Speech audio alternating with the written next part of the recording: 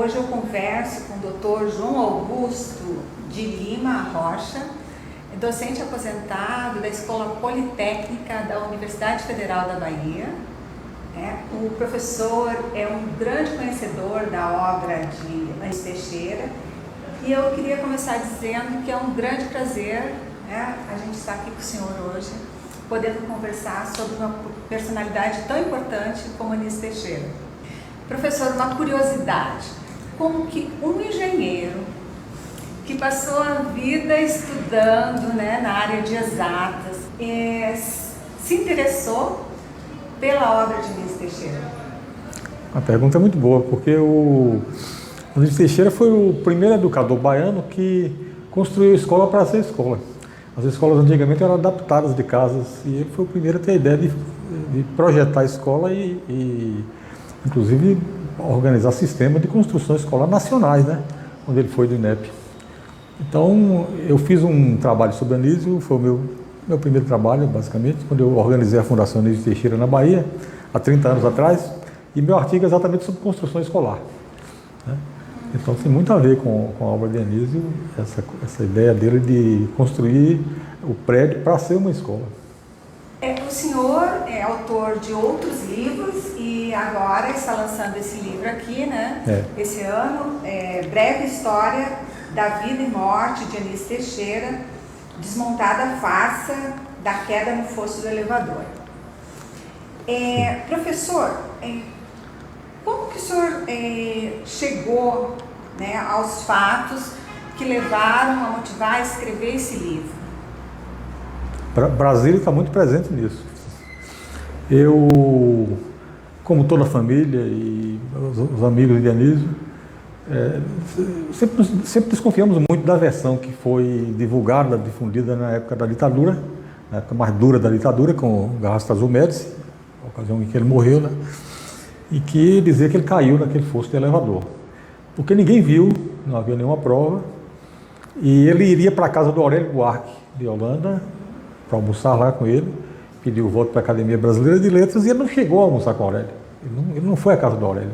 Então era estranho que ele tivesse caído no fosso do elevador sem que tivesse chegado ao destino, porque só cairia na volta, Então era difícil imaginar que ele caía do térreo para o subsolo, era um andar só, e tivesse sofrido tantas lesões que a gente imaginava que tivesse sofrido, porque o processo desapareceu. O processo da 10ª Delegacia de Polícia do Rio, que eu procurei logo de início, só que eu comecei a despertar curiosidade para essa questão da morte, a investigar a morte, e eu fui procurar o processo. O processo desapareceu, já é um indício de que tinha algum problema, Aí eu fui buscando entrevistar pessoas e cheguei a Luiz Viana Filho, o ex-governador, senador Luiz Viana Filho, que foi amigo de Anísio na juventude, lá na Bahia, e amigo durante a vida toda, Acompanhou toda a trajetória de Anísio. Eu fui fazer uma entrevista, aliás, o Luiz Viana me chamou, curiosamente, dia 17 de dezembro. 17 de dezembro de 1988, há 30 anos, 31 anos atrás.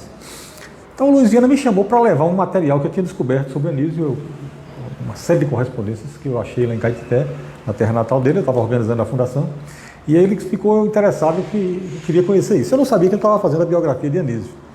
Quando eu cheguei lá, ele disse: doutor Luiz, eu trouxe aqui um gravador, quero gravar uma entrevista com o senhor, que eu vou colocar no meu livro Anísio em Movimento, que é o meu primeiro livro que eu organizei sobre Anísio. Ele disse: não, mas eu lhe chamei porque eu vou fazer uma biografia. Eu digo: então, eu vou fazer o seguinte, já que eu estou com o gravador aqui, eu vou gravar uma conversa com o senhor, posso aproveitar depois e posso dar a contribuição que o senhor quiser para a biografia. Eu era o maior biógrafo brasileiro, o Luiz Viana, na época. Aí conversamos muito, umas 3 a 4 horas na casa dele. Em determinado momento, ele me disse: olha, desliga o gravador que eu vou lhe contar uma coisa aqui que ninguém sabe ainda. E me disse o seguinte, me pediu reserva, naturalmente, naquele tempo, a conversa era em off, mas ele morreu logo de 2 anos e eu guardei um certo tempo para divulgar isso. Só vim divulgar aqui em Brasília em 2012. Na época da Comissão da Verdade. Na Comissão da Verdade, que tem o nome de Anísio Teixeira, na Comissão da Verdade da Universidade. Comissão Memória e Verdade de Anísio Teixeira da Universidade.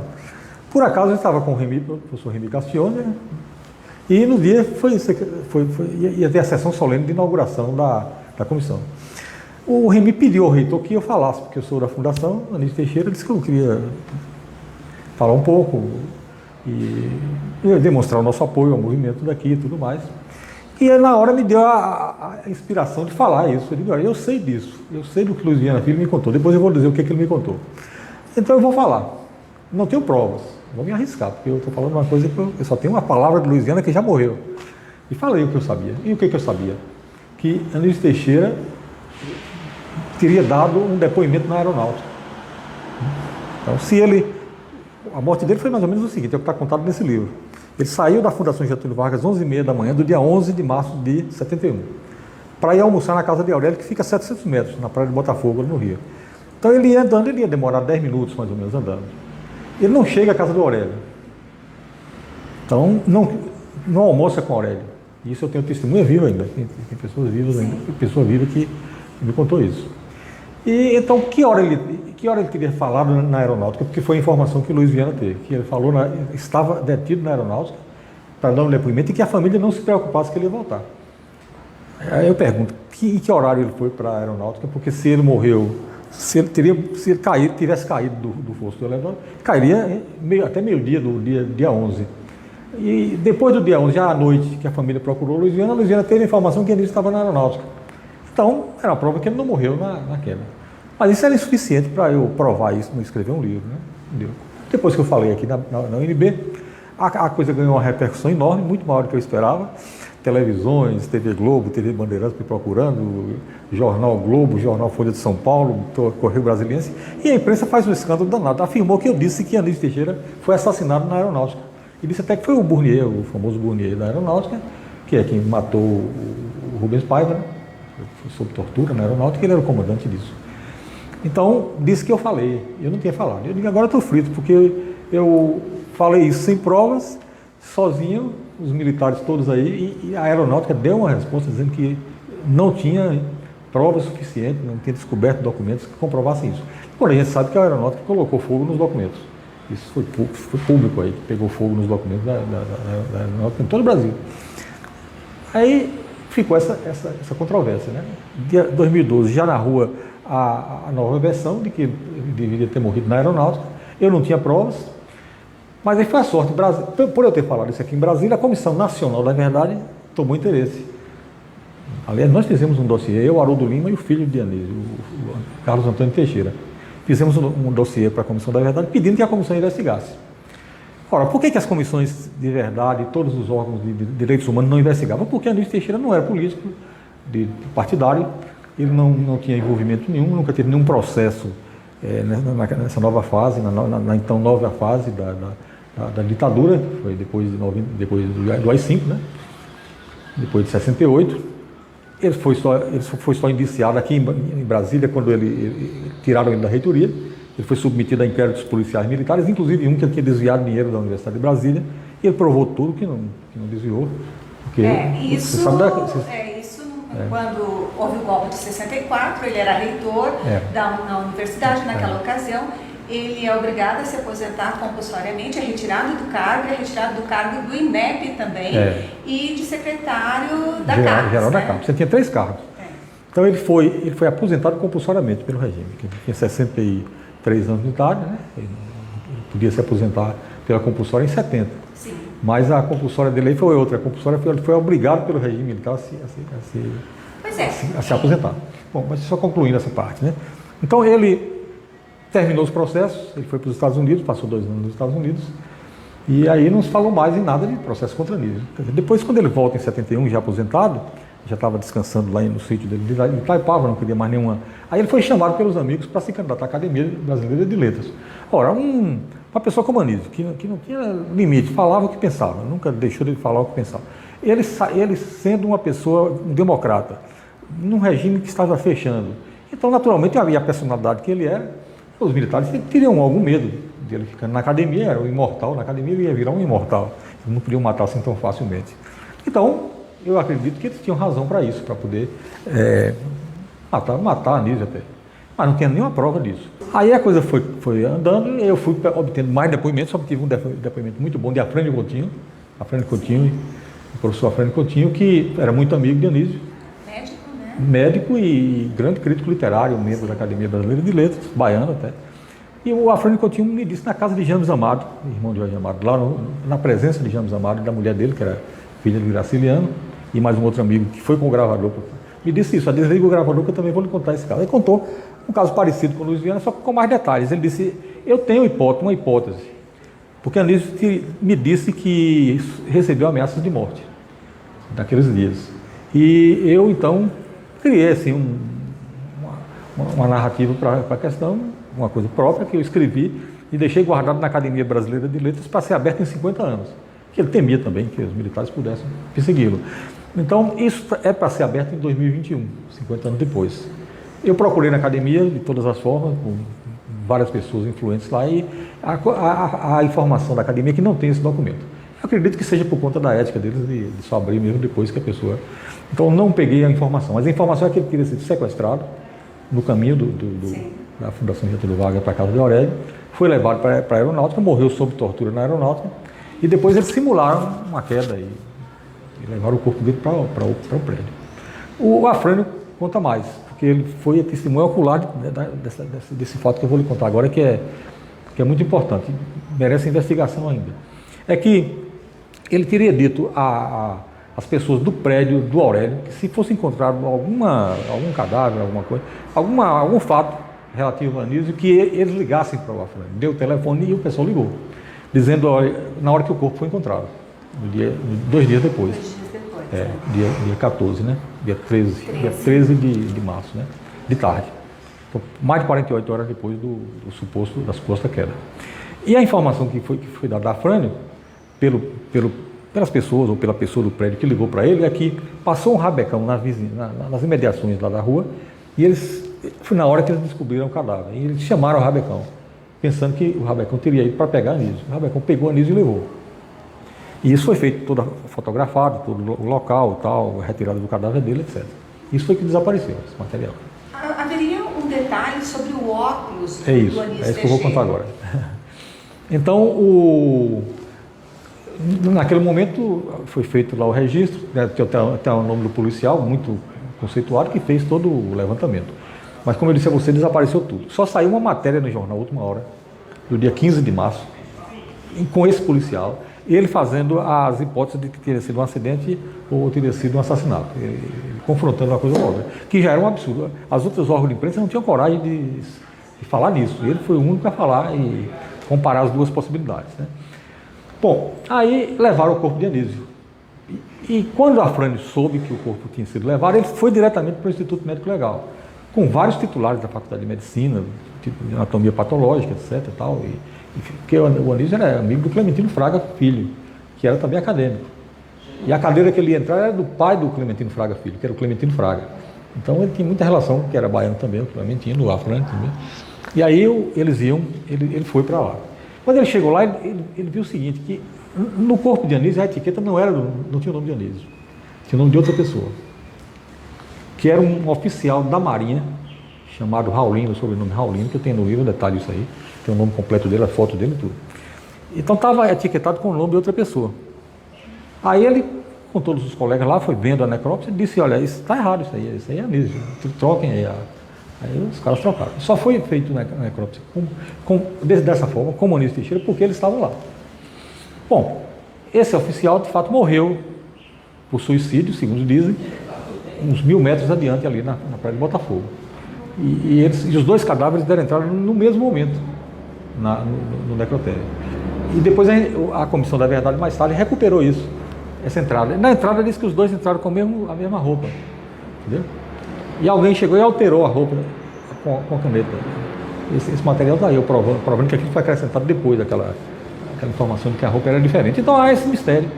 Na própria descrição, que depois eu recuperei, eu vou dizer como recuperei, o laudo do Instituto Médico Legal.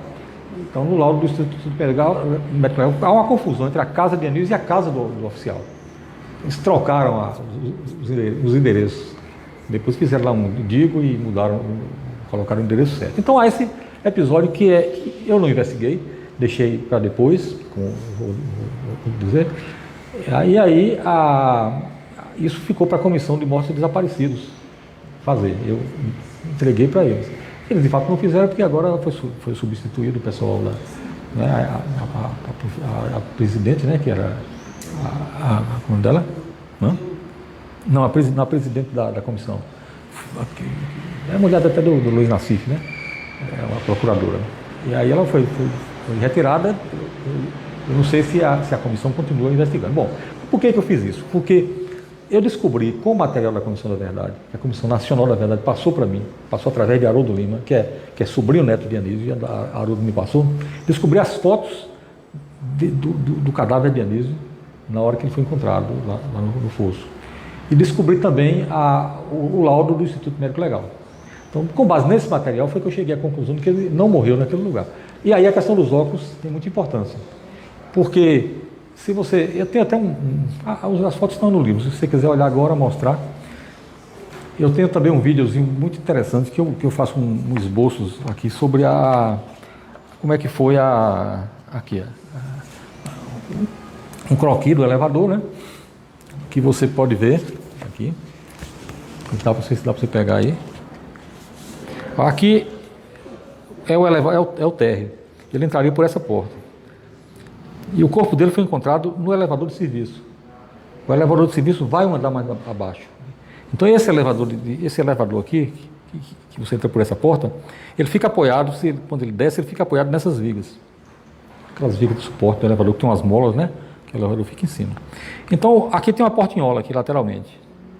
Então minha hipótese é que o corpo dele entrou por essa portinhola. O acesso a essa portinhola é fácil.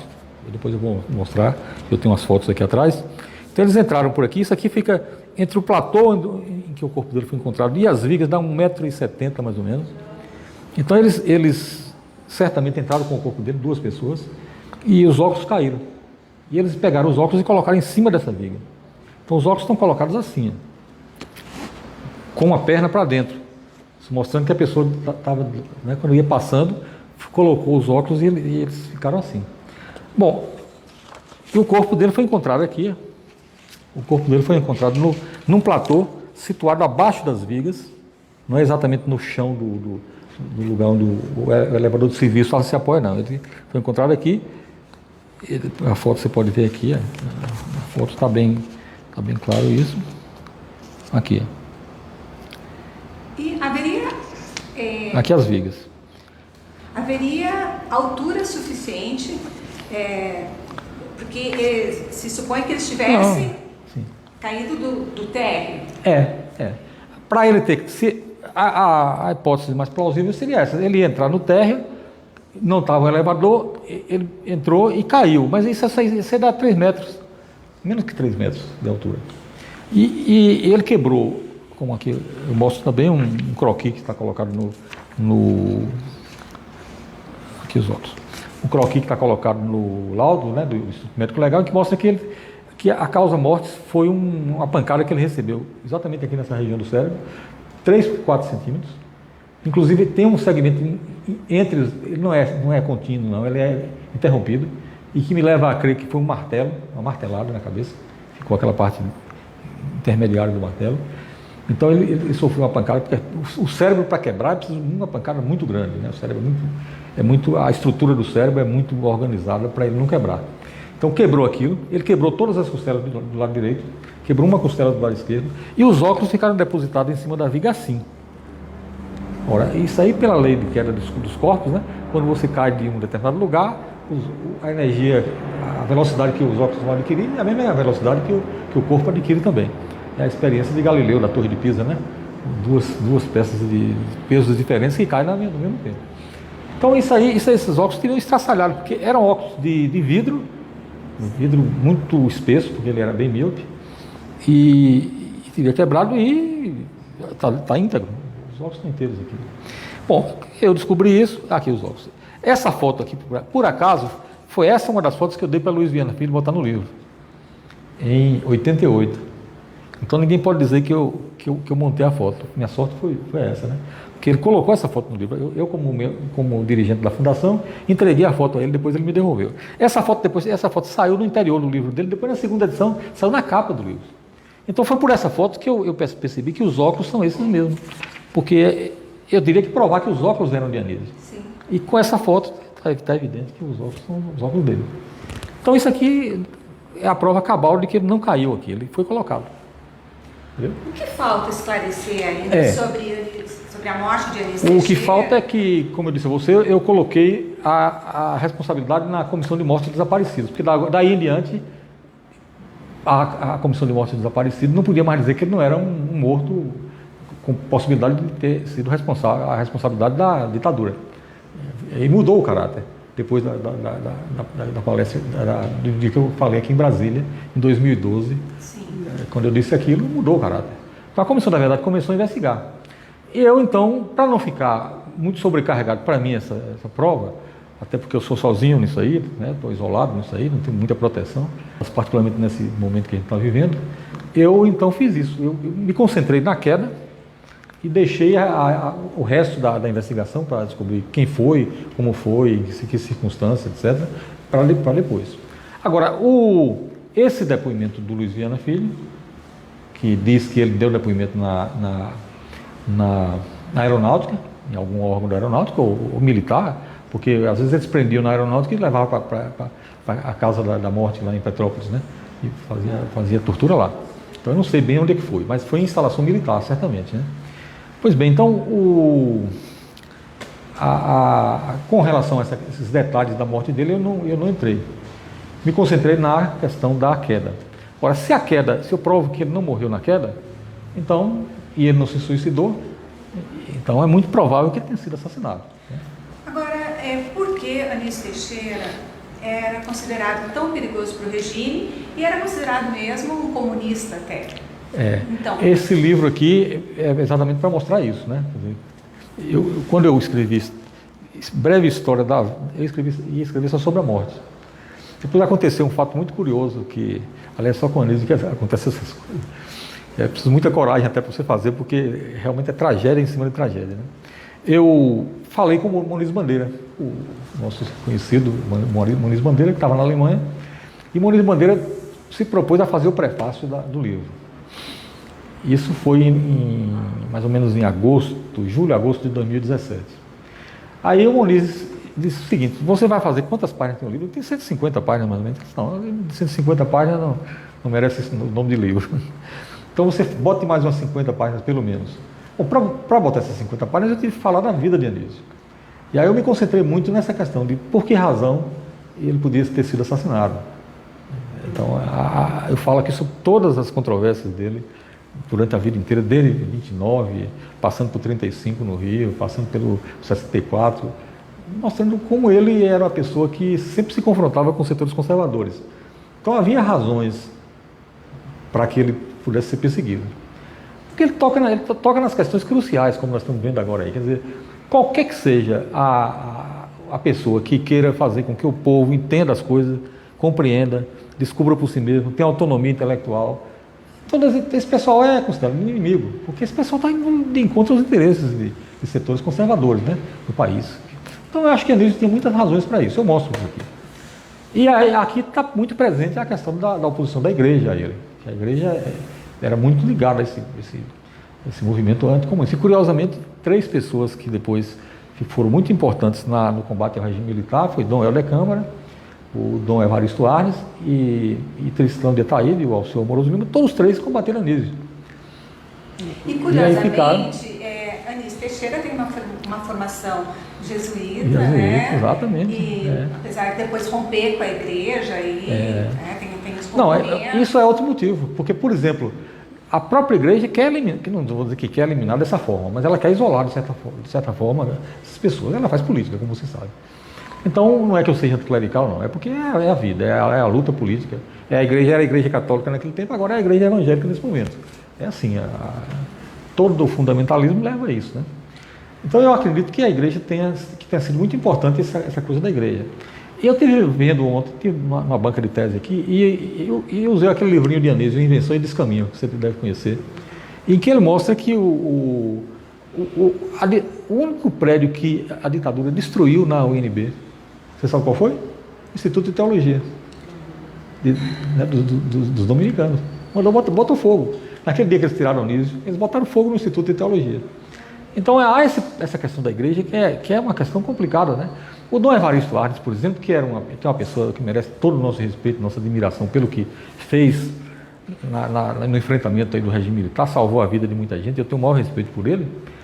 Eu recuperei um artigo dele da revista Vozes, chamado Anísio Teixeira versus Igreja, em que ele diz lá que o livro de Filosofia da Educação, que é, para mim, o livro mais importante de Anísio, foi feito em 1934, e que Anísio ele foi jesuíta, mas depois ele saiu da igreja. Sim. Com a influência de Lobato foi muito grande lá nos Estados Unidos, ele saiu. Então ele dizia que dali em diante ele não estava mais ligado à fé revelada, mas à fé pesquisada. Ele mudou a orientação. Então nesse livro, você fazer um livro de filosofia da educação em 1934 e não falar na igreja e nem falar em Jesus Cristo, era um negócio assim, Deus e Jesus Cristo, era uma síntese, porque para o pessoal da igreja, o primeiro nome na filosofia é Deus, é a base de tudo, entendeu? Então ele não falava. E principalmente foi um jesuíta, foi uma pessoa que teve uma formação. Então isso foi um confronto muito grande com a igreja. E esse fato dos conservadores aliados à igreja, você sabe aqui que Juscelino, que indicou Anísio para organizar o plano educacional de Brasília, recebeu muitas pressões, particularmente daqueles bispos do Rio Grande do Sul, né, o Dom Vicente Scherer, que fez um documento, que queria tirar Anísio de todos os cargos dele, de toda a influência na educação. E teve um deputado Fonseca e Silva, um deputado goiano, ultradireitista, que denunciou Anísio, depois que ele fez a famosa conferência Educação Pública Universal e Gratuita em 56, em Ribeirão Preto, num congresso, ele disse que Anísio falsificou o discurso para divulgar na revista do INEP. E que o discurso era um discurso que defendia o marxismo, defendia Marx diretamente, e que Anísio tirou isso para poder botar o artigo para ser publicado. E Anísio simplesmente disse o seguinte: não, eu terminei meu discurso e entreguei para a organização do evento. Depois foi publicado o discurso, e aí a Associação Brasileira de Educação se reuniu em 57, começo de janeiro de 57, e tomou posição favorável a Anísio, dizendo que Anísio não era comunista, que era um absurdo, que Anísio era uma pessoa que era influenciada pelo John Dewey, né, os americanos, que não tinha nada a ver com isso e tudo mais. O Luiz Viana Filho fez um discurso na Câmara dos Deputados defendendo Anísio. E repare que todos eram conservadores. Eram muito conservadores. Então, os conservadores que eram educadores, afora os da igreja, porque os da igreja saíram da ABE, Associação Brasileira de Educação, por causa do Manifesto de 32, todo mundo defendia Anísio, comunista não. Não tinha nenhum comunista naquele povo. O único que podia receber esse epíteto, que não era também comunista, era Anísio. Agora, o que é curioso é que Anísio fala em educação comum. Quando ele define essa palavra comum no livro de filosofia, você diz, não, esse é comunista. Porque comunismo vem de comum. A gente esquece isso. Mas a raiz está aí comum, as coisas em comum para todo mundo. Para todos, né? Então, nesse ponto, ele era mesmo comunista, porque defendia essa coisa radicalmente. Agora, não conhecia o marxismo, aliás, até se penitenciava muito de não ter lido nada de Marx, ele não conhecia nada. E se você lê os livros de Anísio, em certos momentos parece muito que é um marxista, mas não era, ele não tinha nenhuma informação sobre o marxismo. Né?